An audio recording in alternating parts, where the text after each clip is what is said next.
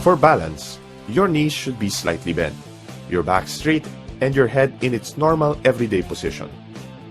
Arms and elbows should be locked but not overextended. Try not to disconnect your arms from your shoulders, just a firm positive tension. Try to bend your elbows down about 1 inch. This would help recoil management. In the modified isosceles stance, there should be an equal amount of weight on each leg, an even balance. 75% of your body weight should transfer to the balls of your feet. It should be no more than 25% of your weight on the heels. Do not stand flat-footed to a target. The head should be centered over the top of the balls of your feet. Pay close attention to your weight transfer to the heels. Play around with your stance and balance. This would be a great starting point. There are times when you have to shoot in odd positions, on and around barricades in a certain place and situation.